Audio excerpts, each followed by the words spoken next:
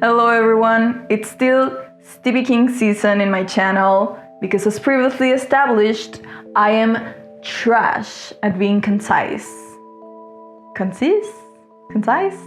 I don't know, it doesn't matter. Welcome to my very small corner of the internet. If you're new here, this is the second part of my 4-part series on the stories of different seasons. 4 novellas by the King Steve. Because the original video was probably going to be longer than 40 minutes, I had to make some executive decisions. No, you don't have to watch the first one, but I will be interconnecting the videos with my comments. I am just letting you know. Up to you. But if you are interested, you can find the video up there. Now let's get to it with the second story of the bunch.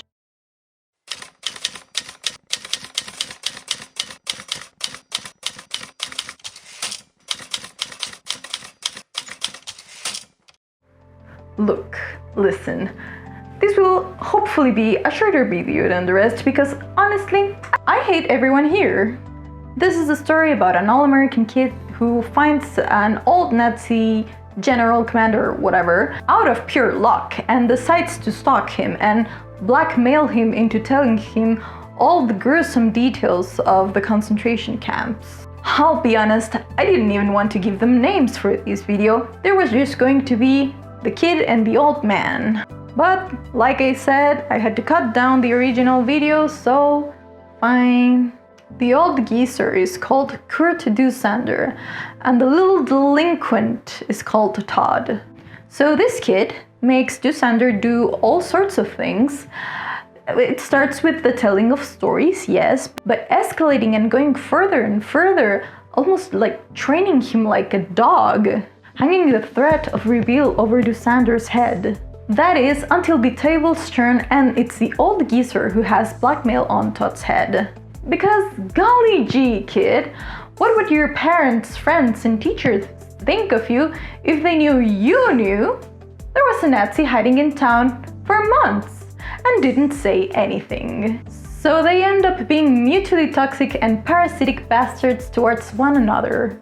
Todd's fascination with World War II turns into obsession until he ends up having nightmares of all the gruesome things that Dusander tells him. Long story short, Todd ends up becoming a serial killer, and Dusander ends up going back to his old ways. Starts killing cats, then a dog, then homeless people. The kid and the old man grow apart, they continue being serial killers, the old man has a heart attack and is found out to be a Nazi, blah blah blah blah blah, the end.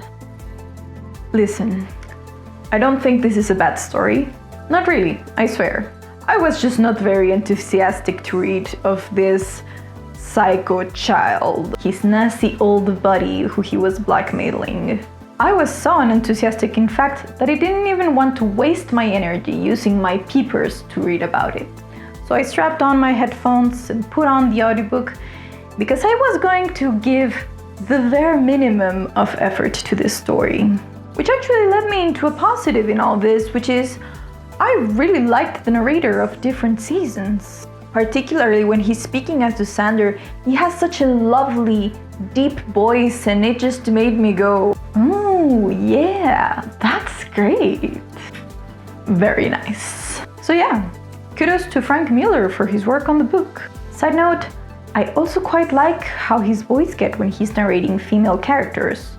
He doesn't sound like a woman, of course, but it still has a nice softness to it. At this point, you may be thinking, but hey, what about the art bit of the story?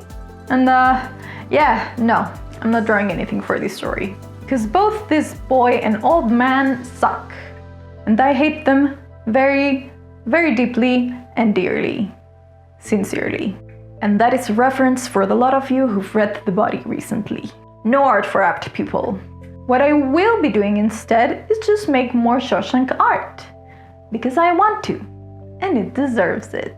But this time, to spice things up, I'm going to make it of the movie adaptation.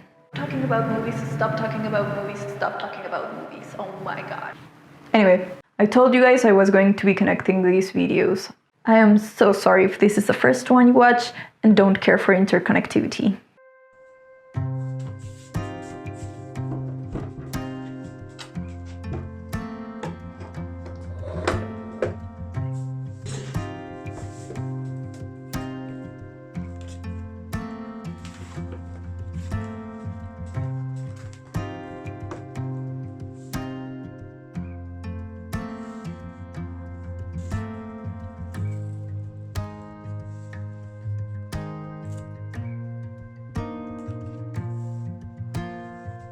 You can probably tell I wasn't having, like, the greatest of times while reading this story.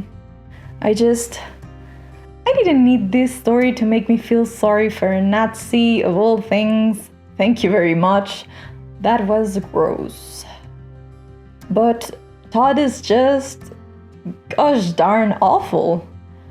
At one point in the story, he makes Jusander parade around for him, giving him orders and dressing him up in a Nazi suit that he got. And then, when the kid started getting nightmares about all the awful things he was hearing about, I wasn't feeling particularly bad about it, because, see? That's what you get for playing with fire, you fucking idiot. Because at first I did think it was an idiot kid playing with fire, but oh no.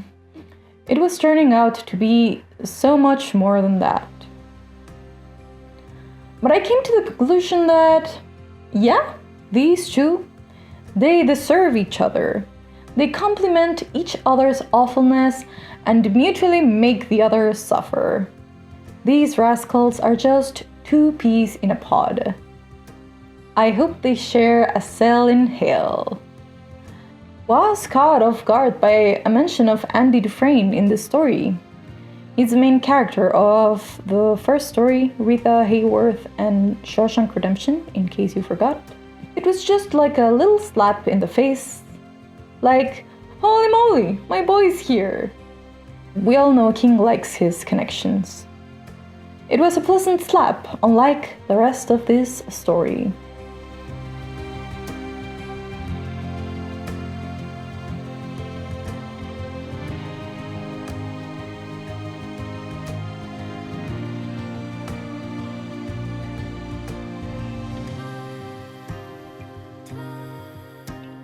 A cool thing about reading several of an author's books is that you start noticing writing quirks, like what themes they like or tropes that they keep coming back to. It's pretty normal. All authors have their sorts of things that they keep coming back to.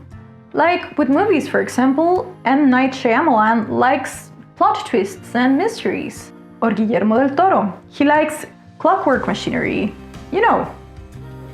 Theme quirks. Now, if I had a nickel for every time a homeless adjacent person under a building offered a child a blowjob in a Stephen King novel, I'd have 2 nickels. Which isn't a lot. It's weird that it happened twice. I think that's all the energy I can spare for this. Having concrete ideas is hard, and articulating them is even harder. I possess neither the ability to be concrete or articulate. So thank you for being all here. Now, let's move on to greener pastures with our next story, shall we?